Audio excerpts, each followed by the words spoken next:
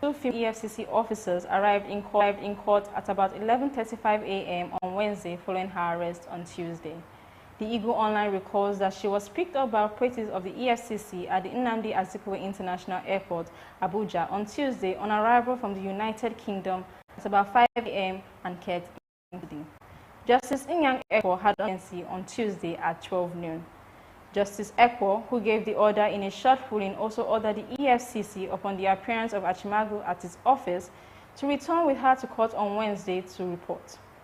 The development followed an application by Achimagu's counsel, Kehinde Ogunwuju, SAN, for an order to protect her client from being detained and harassed by the EFCC following her decision to honor the Commission's invitation for continuation of investigation. The News Agency of Nigeria reports that Justice Ekwo had on April 11, 2025, ordered the EFCC and 5 other security agencies to their defense instituted by Achimagu to stop her planned arrest and detention. Other security agencies listed in the Fundamental Rights Enforcement Suit are the Nigerian Police Force, NPF, Independent Corrupt Practices and Other Related Offences Commission, ICPC, and Department of State Services, DSS. They also include the Nigerian Security and Defense Corps, NSDCT, and Nigerian Immigration Service, NIS. The judge had given the order following a complaint by Ogunwuju that despite being served with the earlier order of the court for respondents to show cause why the applicant's prayer should not be to discredit, humiliate, and subject her to public opprobrium, thereby causing irreparable damage to her reputation, personal dignity, and professional standing. On April 11, the judge had given the respondent the last opportunity to appear before him to show cause why Achimagu's relief should not be granted and adjourned until today for hearing. When the matter was called on Monday, ICPC, SSS, EFC, and NIS were represented in court. Ogunwuju informed the court that the matter was scheduled for the respondents to show cause. He said the respondents served them their counter affidavits about closing hours on Friday together with applications for extension of time. He said he was yet to receive any process from 1st, 5th, and 6th respondents, which is the police. Pastor Eno hinted that the highly fragmented PDP may soon ground to a halt. Addressing a mammoth crowd that thronged the town square meeting at Ukwanafun/Orik Anam Federal Constituency on Tuesday at the QIC Central School, Ikot Akpanaku headquarters of Ukanafun local government area, the governor disclosed that he might join the fray soon as the crucial 2027 election inches closer. He said if you want to travel with the Airborne airline and on the verge of taking off, it developed a fault that won't enable you to fly, won't you board the next available plane to take you to your destination? However, the governor, who enjoined the people to remain steadfast in support of his administration in his quest to deliver on his campaign promises, doled out empowerment succor to over 400 people, including business grants, cars, and other freebies. 154 constituents benefited from the Traders Grant, 116 received Famous Grant, 4 got 5 million each for the MSME grant, and 131 were beneficiaries of the Equipment Support Initiative.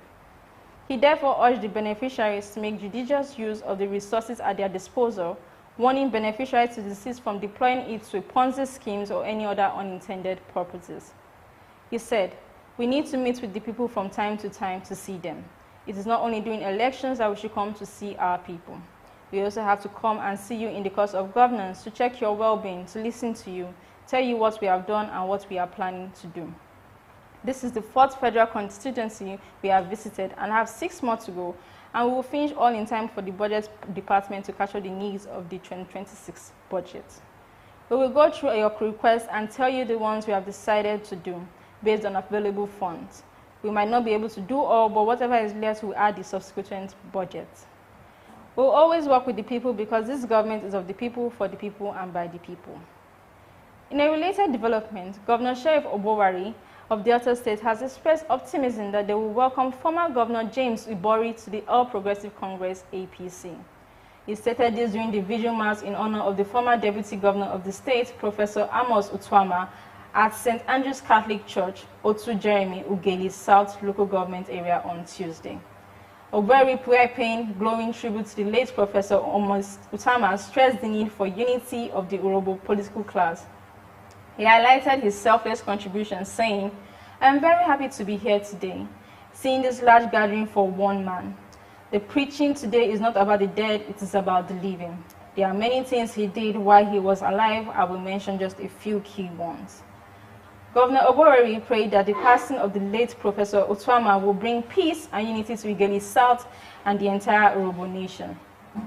He extolled Otuama's virtues, noting that he lived a purposeful life, he lived well and died well. In his exhortation, the Bishop of the Catholic Diocese of Warri, Most Reverend Anthony Ewerado, affirmed that the late Professor Amos Otuamo lived an impactful life in both the church and society. Bishop Ewerado condoled with the family and urged them to uphold his legacy of godliness, humility, charity, and selflessness. He described the death of a Christian as a transition to eternal glory and reminded all of the need to accept Christ while alive to enjoy eternity after physical death. The bishop called for continued unity among the political class for the peace and development of Delta State. Speaking on behalf of the family, Mr. Ovie Otuama, a son of the deceased, thanked everyone for their support and requested prayers during this difficult period. Nigerian bank customers are now to pay more for SMS transaction alerts. From 4 naira per SMS, bank customers are now to pay 50% more, bringing the cost of every transaction alert to 6 naira.